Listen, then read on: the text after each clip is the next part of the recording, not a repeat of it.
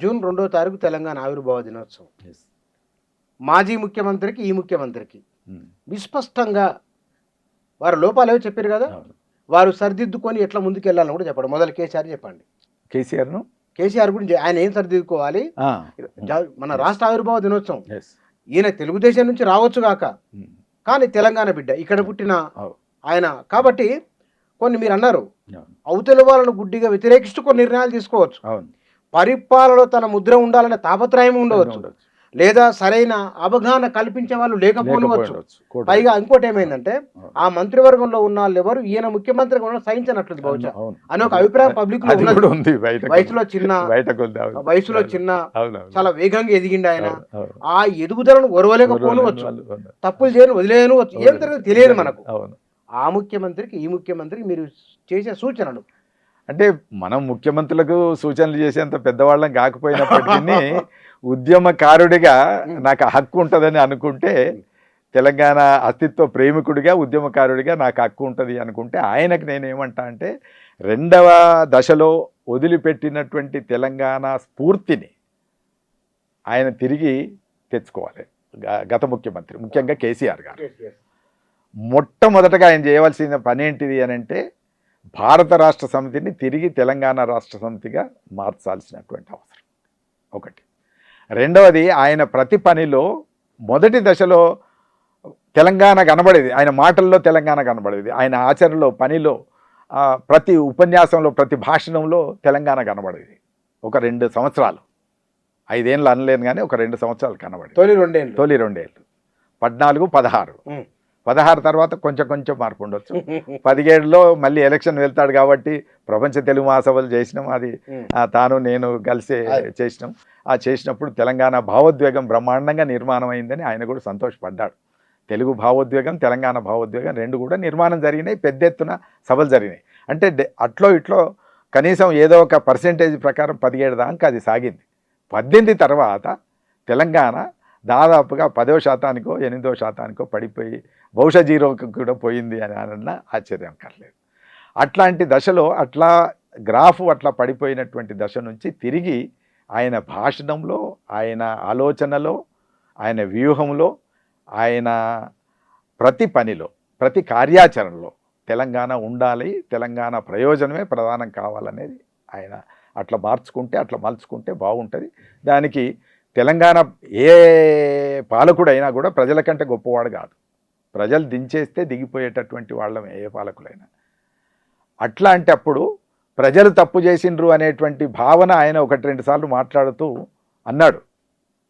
ప్రజలు తప్పు చేయలేదు, ప్రజలు హెచ్చరించేటటువంటి పని చేశారు. తెలంగాణ భావోద్వేగం నుంచి నువ్వు దూరమైనవు గనక నిన్ను పక్కకు పెడుతున్నాం అని చెప్పి పక్కకు పెట్టారు. అంటే మాకు దూరం అవుతున్నావు కూడా, మాకు దూరం అవుతున్నావు, తెలంగాణకు దూరం అవుతున్నావు. అంటే ఒక ఉద్యమకారుడి నుంచి ఆశించినవి అందుతలేవు, అవి దూరం అయిపోయినాయి కాబట్టి ఆయన పక్కకు పెట్టాలి అని అనుకున్నారు, పక్కకు పెట్టారు. పక్కకు పెట్టినప్పుడు అది ప్రజల తప్పు కాదు, మనం ఎక్కడ తప్పిపోయామో కూడా ఆలోచించుకోవాలి, ఆత్మవిమర్శ చేసుకోవాలి. నన్ను అడిగితే గత ముఖ్యమంత్రి ఆత్మవిమర్శ చేసుకుంటే అన్నీ ఆయనకు అర్థమవుతాయి. అవన్నీ నేను మాట్లాడకుండా ఇవాళ ఆయన కూతురే మాట్లాడుతుంది. ఆత్మవిమర్శ చేసుకోమని ఆయన కూతురే మాట్లాడుతుంది. కాబట్టి అది పక్క పెడదాం, వాళ్ళ గొడవలు మనకొద్దు. ఇప్పటి ముఖ్యమంత్రికి వస్తే ఆత్మవిమర్శ చేసుకుంటే అన్నీ అర్థమవుతాయి. అలా అర్థం కాని విషయాలు ఆయన రాజకీయాలు, తెలంగాణ ప్రజల్ని, తెలంగాణ సమూహాల్ని, తెలంగాణ రచయితల్ని, కవుల్ని, గాయకుల్ని అందరినీ అవపోషణ పట్టినటువంటి వాడే, అవగాహన ఉన్నటువంటి వాడే, ప్రతి పేజీ తెలుసు, చరిత్ర అంతా ప్రతి పేజీ తెలుసు. కనుక ఆయన మళ్ళొకసారి చరిత్ర వెనక్కి వెళ్ళి పుస్తకం పేజీ తిప్పేస్తే చాలు, వెనక్కి తిప్పి చూసుకుంటూ వస్తే చాలు. అది ఆయన చేయాల్సినటువంటి అవసరం ఉంది. ఆయన నిరంతరం తెలంగాణ ప్రజల ప్రయోజనాలు, తెలంగాణ ప్రయోజనాలు ప్రధానంగా భావిస్తే ఆయన మంచి పాలకుడిగా ఉండే అవకాశం ఉంది చరిత్రలో. ఒకటి ఆయన వదిలిపెడదాం. ఇక ఈయన దగ్గరికి వచ్చేసరికి, ఈయన ఏ పార్టీలోంచి వచ్చినా ఆయన రావాలని చాలామంది ప్రజలు కోరుకున్నారు కనుకనే ఆయనకి ఇచ్చారు. ఆయన వద్దనుకున్నారు, ఈయన రావాలనుకున్నారు కనుక రేవంత్ రెడ్డి గారు రావాలని. రేవంత్ రెడ్డి వచ్చినాకనే కాంగ్రెస్ కూపు వచ్చింది. అవును, 100%. వాళ్ళు జూనియర్ అనుకున్నా, సీనియర్ అనుకున్నా, వేరే పార్టీలకు వెళ్ళి వచ్చినా కాంగ్రెస్కి ఎక్కడ బలం పెరిగింది అని అంటే రేవంత్ రెడ్డి వచ్చిన తర్వాత పెరిగింది. రేవంత్ రెడ్డి మాట్లాడిన తీరు కావచ్చు, లేదా ప్రజల్లోకి వెళ్ళిన తీరు కావచ్చు, ఇవన్నీ కూడా వీటన్నిటిని ప్రజలు ఎక్కడో దగ్గర విశ్వసించారు కనుక ఇది తీసుకొచ్చి కూర్చుండబెట్టినప్పుడు ఎందుకు వచ్చినా కుర్చీ మనకు వచ్చింది కనుక, పరిపాలకుడిగా పాలించే అవకాశం చరిత్ర మనకి ఇచ్చింది కనుక, గొప్ప అవకాశం. కాబట్టి ఆ ఇచ్చిన అవకాశాన్ని సద్వినియోగం చేసుకోవాలి. సన్నాబ్ద సాయిల్గా ఇక్కడ పుట్టినవాడిగా. నువ్వు ఇంతకుముందు ప్రేమించినవే లేదో నాకు తెలియదు, కానీ ఇప్పుడైతే నువ్వు ముఖ్యమంత్రిగా అయిన తర్వాత ఇక్కడి నేలలో ఇక్కడి గాలి పీల్చిన వ్యక్తిగా, ఇక్కడ పుట్టిన వ్యక్తిగా తప్పనిసరిగా తెలంగాణను ఓన్ చేసుకోవాలి. ఆ ధైర్యం కూడా ఈ నేలలో ఇచ్చింది. ఎస్, ఆ స్పిరిట్ ఇట్లా ఇట్లా చెయ్యి ఇట్లా అనేది అంతా కూడా, ఈ స్ఫూర్తి అంతా ఎక్కడి నుంచి వచ్చింది? ఆయన పాలకులు లేదా ఆయన నమ్ముతున్నటువంటి వ్యక్తులు గురువులుగా ఉంటే ఉండొచ్చు, కానీ ఆయనకు ఊపిరి పోసింది ఈ నేల, జ్ఞానం ఇచ్చింది ఈ నేల, అనుభవం ఇచ్చింది ఈ నేల, తెలివితేటలు ఇచ్చింది ఈ నేల. కాబట్టి ఈ నేల అవసరాలని ఆయన గుర్తించుకోవాలి. చరిత్రలో పదే మనకు పాలించే అవకాశం రాదు. పాలించే అవకాశం వచ్చినప్పుడు తప్పనిసరిగా ఈ నేలకు తనదైనటువంటి ప్రయోజనాలు చేయాలని ఈ నేల కోరుకుంటున్నది కనుక ఆ నేలకు అనుకూలమైనటువంటి పనులు చేయాలి. ఉద్యోగాలు కావచ్చు, లేదా తెలంగాణ సాంస్కృతిక అస్తిత్వ చిహ్నాలు కావచ్చు, లేదా తెలంగాణకు సంబంధించినటువంటి ప్రయోజనాలు ఏవైనా కావచ్చు, వాటన్నిటి పట్ల ఆయన ఆధారంగా ఉండాలి. తెలంగాణ వాళ్ళు అడుగుతున్నారు, గద్దర్ విగ్రహం పెట్టమంటున్నారు, గూడంజయ్ విగ్రహం పెట్టమంటున్నారు. ఇవన్నీ ఆ విగ్రహాలు పెట్టుకున్నారు ఏదో జయశంకర్ విగ్రహం, ఇట్లాంటి ఉద్యమకారులకు అమరులకు సంబంధించినటువంటి అదేదో ధామం ఆయన కట్టాడు, అది మధ్యలో వదిలిపెట్టాడు. ఆ ధామాన్ని వాళ్ళది ఎవరిదో అనుకోవాల్సిన అవసరం లేదు. ఆ ధామం ఎక్కడ ఆగిపోయిందో అక్కడి నుంచి అది ప్రజల సొమ్ము. కేసీఆర్ నిర్మించినా అది ప్రజల సొమ్మే. కాబట్టి ప్రజల సొమ్మే కనుక ఆ అమరవీరులకు సంబంధించిన చిత్రపటాలు కావచ్చు, అమరవీరులకు సంబంధించిన చరిత్ర కావచ్చు, అవన్నీ దాన్ని ఓపెన్ చేసి దాంట్లో ఏమేమి ఉండాలో అవన్నీ చేసి అమరవీరుల జ్ఞాపక చిహ్నాలన్నిటి కూడా దాంట్లోకి తీసుకురావాల్సినటువంటి పని ఈయన చెయ్యొచ్చు. అట్లనే ఎవరెవరి విగ్రహాలు పెడితే తెలంగాణ ఐకాన్స్ అనుకునేవాళ్ళు, ఆ విగ్రహాలు పెడితే తెలంగాణ అస్తిత్వం సంతోషపడుతుంది అని అనుకుంటారో, తృప్తి పడుతుంది అనుకుంటారో, ఆ విగ్రహాలన్నీ కూడా పెట్టాలి. జయశంకర్ విగ్రహం కావచ్చు, విద్యాసాగర్ రావు విగ్రహం. విద్యాసాగర్ రావు వ్యతిరేకి కాదు కదా, వీళ్ళ కోసం కొట్లాడింది కదా, అనేక వ్యాసాలు రాసిండు కదా, ఉద్యమంలో కలిసి నడిచిండు కదా. కాబట్టి విద్యాసాగర్ విగ్రహం కానీ జయశంకర్ విగ్రహం కానీ ఆ స్థాయిలో ఉండేటటువంటి వాళ్ళందరి యొక్క విగ్రహాలు, అమరుల విగ్రహాలు ఇవన్నీ పెట్టొచ్చు. వీళ్ళందరికి సంబంధించి చరిత్రలు పుస్తకాలు వేయచ్చు, పెట్టొచ్చు, విగ్రహాలు పెట్టొచ్చు. అట్లనే ఇక్కడ రావి నారాయణ రెడ్డి విగ్రహం అంటున్నారు. రావి నారాయణ రెడ్డి విగ్రహం తెలంగాణ రైతాంగ పోరాట నిర్మాత ఆయన విగ్రహం కూడా లేదు, ఆయన విగ్రహం కూడా పెట్టలేదు. భీమిరెడ్డి నరసింహారెడ్డి వదిలేసిండ్రు. వాళ్ళకి ఉన్న 500-600 ఎకరాలు వాళ్ళు వదిలేసి త్యాగం చేసినటువంటి మహనీయులు. వాళ్ళు ఏ పార్టీ వాళ్ళని పక్కకు పెట్టి తెలంగాణ సమాజం ఓన్ చేసుకుంది. తెలంగాణ సమాజం ఓన్ చేసుకున్నప్పుడు పెట్టాలి.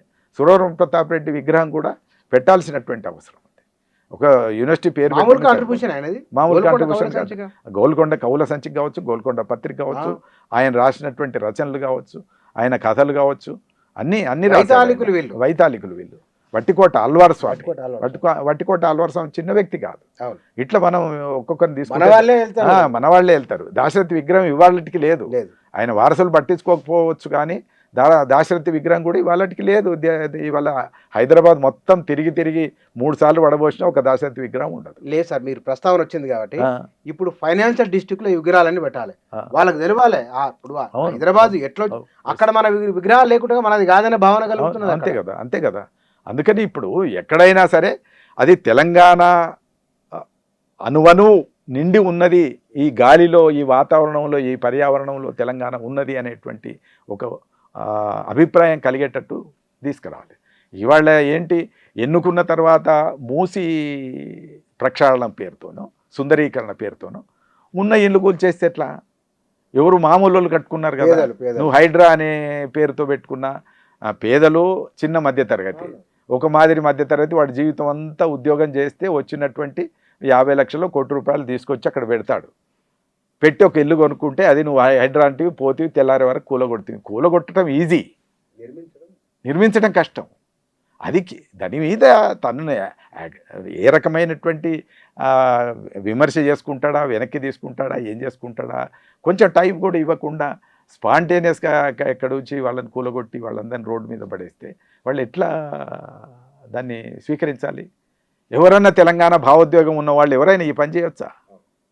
ఇప్పుడు మూసి సుందరీకరణ అవసరమే, మాకు మూసి నది కూడా అవసరమే, కానీ మూసీ నదితో పాటు ఇక్కడి ప్రజలు కూడా అవసరమే, ఇక్కడి పేదలు కూడా అవసరమే, వాళ్ళ ఇల్లు కూడా అవసరమే.